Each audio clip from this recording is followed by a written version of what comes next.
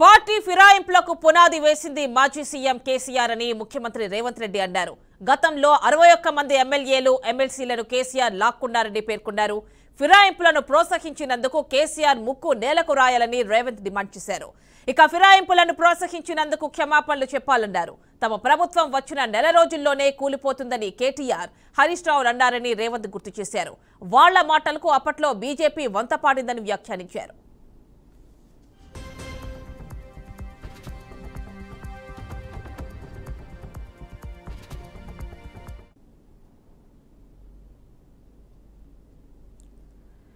ఢిల్లీ పర్యటనలో ఉన్న ముఖ్యమంత్రి రేవంత్ రెడ్డి కేసీఆర్ బీఆర్ఎస్ పై తీవ్రంగా ధ్వజమెత్తారు. ప్రభుత్వాన్ని కూలగొడతామని బీఆర్ఎస్ బీజేపీ రంకెలేశాయని, ప్రభుత్వాన్ని కూలగొడతామంటే మేం గాలికి వదిలేయాలా అని ఆగ్రహం వ్యక్తం చేశారు.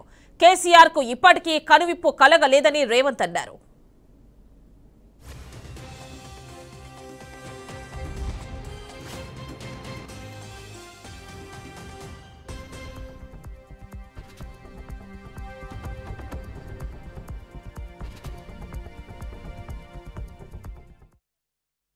వంద ఎలుకలు తిన్న పిల్ల అంటే తీర్థయాత్రలు పోయిందంట. సిగ్గుండాలి కేసీఆర్కు.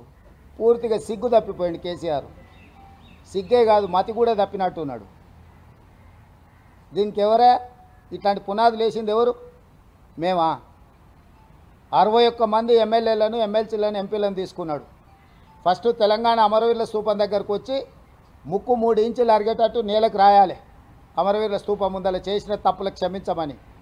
రెండవది, మా ప్రభుత్వం వచ్చిన నెల తిరగకముందే ప్రభుత్వం పడిపోతుంది, 100 రోజులు కూడా ఈ ప్రభుత్వం మనుగడ సాగించదని చెప్పి కేసీఆర్, కేటీఆర్, హరీషే కదా అన్నది. దానికి వంతబాడింది బీజేపీ కదా.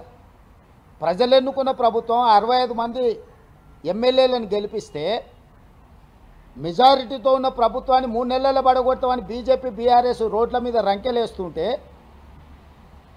మరి గాలికి వదిలేయాలన్నా? వాళ్ళు ఎటు చేస్తే అట్లా? ఊర్లో ఎవడో చేతబడి చేసేటోడు ఉంటాడు. చేతబడి చేసేవాడు ఊర్లో ఉన్న జనాలను చంపుతుంటే చూసుకుంటూ ఊరుకుంటామా? వాని చెట్టుకు కట్టేయమా? తాళ్ళతో బంధించమా? ఇప్పుడు ప్రజలు ఎన్నుకున్న ప్రభుత్వాన్ని పడగొట్టాలన్న భావదారిద్ర్యం కేసీఆర్కు రావడమే కేసీఆర్ యొక్క భావదారిద్ర్యము. 17 సీట్లు ఓడిపోయి 8 సీట్లలో డిపాజిట్లు పోయి 14 సీట్లలో 3rd ప్లేస్ వచ్చినాక కూడా కేసీఆర్కు కనివిప్పు కలగలేదు. ప్రజల తప్పు అన్నట్టుగా మాట్లాడుతున్న వాళ్ళకు ఓట్లు లేకపోవడం. శాసనసభ ఎన్నికలలో 37.5% ఓట్లు వచ్చిన బీఆర్ఎస్ పార్లమెంట్ ఎన్నికలకు వచ్చేవరకల్లా 16% ఓట్లకు పడిపోయింది. కేవలం కాంగ్రెస్ను ఓడించడం కోసం మొత్తం గంపగుత్తగా తీసుకుపోయి బీజేపీకి ఓట్లు వేసారు. 100 ఎలుకలు తిన్న పిల్ల అంటే తీర్థయాత్రలు పోయిందంట. సిగ్గుండాలి కేసీఆర్కు. పూర్తిగా సిగ్గు తప్పిపోయింది కేసీఆర్. సిగ్గే కాదు, మతి కూడా తప్పినట్టున్నాడు.